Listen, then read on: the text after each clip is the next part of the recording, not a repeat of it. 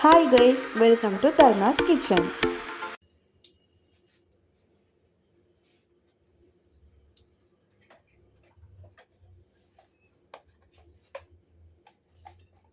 இன்றைக்கி முட்டை கிரேவி செய்யலாம். எண்ணெய் சூட வச்சு கடுகு போடணும்.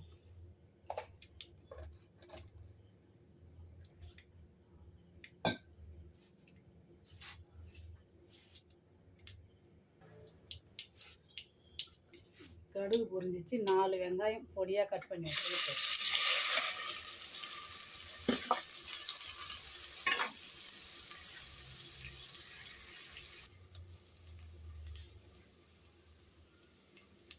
வெங்காயம் வதங்கிச்சு. உப்பு சேர்த்து 3 தக்காளி பெருசாக கட் பண்ணி வச்சுருக்கேன். 2 பச்சை மிளகா, கருவேப்பிலை, கொத்தமல்லி எல்லாத்தையும் சேர்த்து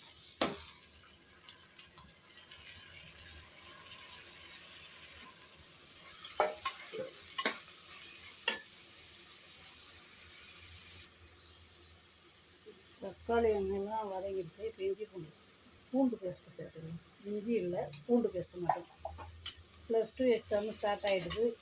எல்லாருக்கும் மனமாக இருந்தால் வாழ்த்துது. எந்த ஒரு டென்ஷனும் இல்லாமல் எழுதுங்க. காலையில் சாமி கும்பிட்டுட்டு போங்க. எந்த ஒரு டென்ஷன் இல்லாமல் வீட்டில் எப்படி ஃப்ரீயாக இருக்கீங்களோ அதுமாரி போய்ட்டு எக்ஸாம் எழுதுங்க. ரிசல்ட்டு நல்லபடியாகவே வரும். எல்லாருக்கும் வாழ்த்துக்கள்.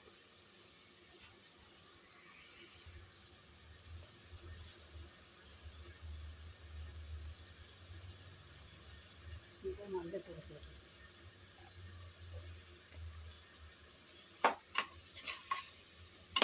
இன்னொன்று எங்கள் அம்மா சொல்லுவாங்க அடிக்கடி. எப்படின்னா, ஒரு வீட்டுக்கு நம்ம போகிறதுக்கு முன்னாடி அவங்க வீட்டுக்கு நம்ம போகிறோம்னா சைலண்டாக போய் நிற்கக்கூடாது. போகிறதுக்கு முன்னாடியே என்ன பண்ணுறீங்கன்னா, அக்காவோ தங்கச்சியோ இல்லை பேரோ எதை சொல்லி கூப்பிட்டுட்டு போனால் நல்லது. ஏமான்னு நான் அவங்கள்ட்ட கேட்டேன். எதுக்கு அப்படின்னா, அவங்க நம்மளை பற்றி பேசுவாங்க. அது நம்ம காதில் விடும். ஒரு மனசு கஷ்டமாக இருக்கும். அதான் நீ பேசிட்டு கூட்டினே போனால் நம்ம பேசினா கூட நம்மளை பற்றி நிறுத்திடுவாங்க. நம்ம காதில் வேறு சாப்பிடுவாங்க. இவங்க வராங்களே, திடீர்னு வந்துட்டாங்களேன்னு அவங்களுக்கு ஒன்றும் புரியாது. அவங்க கரெக்டாக வாங்கி வந்திருப்பாங்க அவங்க வீட்டுக்கு சாப்பிட்றதுக்கு. ஐயோ அவங்க வந்துட்டாங்களேன்னு சொல்லிட்டு அவங்க மனசு கஷ்டப்படுவாங்க. அதனால் யார் வீட்டுக்கு எப்போ போனாலும் பேர் யாரா உறவு முறை இருந்தால் அக்கா, அம்மா இல்லை தங்கச்சி ஏதோ பேர் சொல்லி போவோம். பேர் சொல்லி கூப்பிட்டு போனால் நம்மளை பற்றி பேசுறதுக்கும் அவங்க நிறுத்திடுவாங்க. அதுமாதிரி சாப்பிட்றது எடுத்து வைக்கிறதா எடுத்து வைப்பாங்க. அதை சாப்பிட்டு தான் சாப்பிடுவாங்க. அது நல்லது அப்படின்னு எனக்கு சொல்லி கொடுப்பாங்க எங்கள் அம்மா. அதே தான் என் பசங்களுக்கும் சொல்கிறது. நானும் அப்படி தான் நடந்துக்கிறேன். இது எல்லாருக்கும் தெரியும். இப்போ ரொம்ப பேர் பசங்க இப்போ குழந்தைங்க கூட போச்சுன்னு வச்சிங்களா. இப்போ நம்ம குழந்தைங்க பெருசாக எடுத்துக்க மாட்டாங்க. நமக்கு மனசு கஷ்டமாக இருக்கும். அதனால் பிபி வரும், சுகர் வரும், தலைவலி வரும். என்னடா அது இப்படி பண்ணிட்டாங்களோ அதுவே நமக்கு மனசில் தோணும். எதுக்கு நம்ம போகும்போது அவங்க வீட்டுக்கு ஒரு வார்த்தை அக்கான்னு கூப்பிட்டா வேலை முடிஞ்சுது. அவங்கள பற்றி நம்மளை பற்றி பேசணும்னு நிறுத்துவாங்க. சாப்பிட்றதா இருந்தாலும் மறைய வைப்பாங்க. அது அவங்களோட இஷ்டம். அதை நம்ம காதலியும் காது மனசுக்கும் நிம்மதியாக திருப்தியாக இருக்கும். எனக்கு தெரிஞ்ச எங்கள் அம்மா சொன்னது நான் சொல்கிறேன்.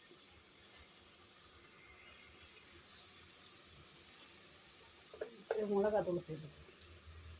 2 ஸ்பூன் காரத்துக்கு தகுந்த மாதிரி சேர்த்துக்கங்க. நான் 2.5 சேர்த்துருக்கேன். எங்கள் சமையல் எப்படி இருக்குதுன்னு கமெண்ட் பண்ணுங்கள், ஷேர் பண்ணுங்கள். ஏதோ எங்களுக்கு தெரிஞ்சது நான் சொல்கிறேன், நாங்கள் செய்கிறோம். நீங்கள் எப்படின்னு கமெண்ட் பண்ணுங்கள், ஷேர் பண்ணுங்கள், சப்ஸ்கிரைப் பண்ணுங்கள். எங்களுக்கு சப்ஸ்கிரைப் வரவே இல்லை. நிறைய பேர் பார்க்குறீங்க, சப்ஸ்கிரைப் பண்ணுங்கள். பார்க்குறது சந்தோஷம்தான். ஆனால் சப்ஸ்கிரைப் பண்ணால் இன்னும் திருப்தியாக இருக்கும். இன்னும் சந்தோஷப்படுவோம்.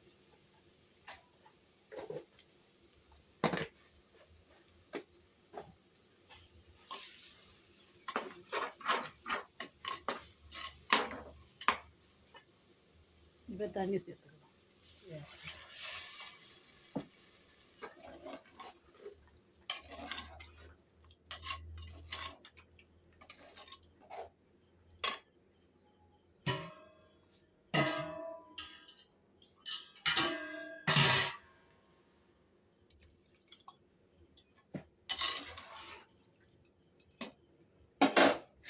கொதிக்கட்டும். கட்டு போடணும்.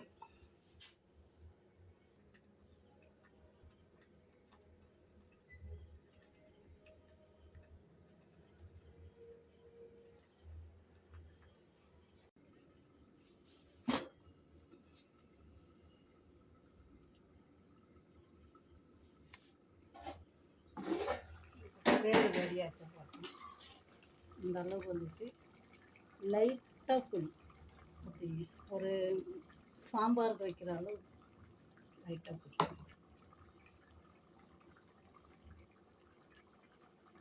இந்த மாதிரி 2 கீரை முட்டை கட் பண்ணி எல்லாத்தையும் கட் பண்ணி வச்சுக்கணும். அதுக்காக சேர்த்துக்கலாம்.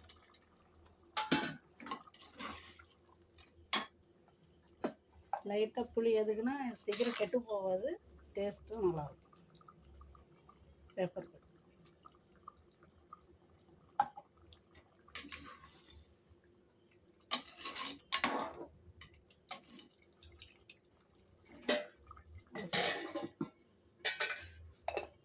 5 நிமிஷம் ஆகும்.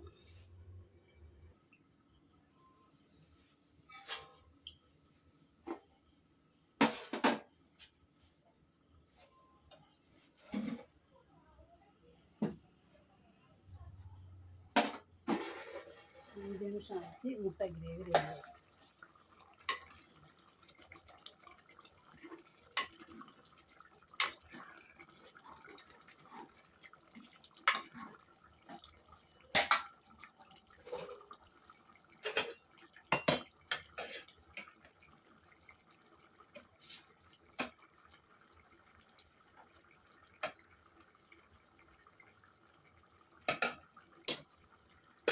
சுட சுட சாதம், முட்டை கிரேவி.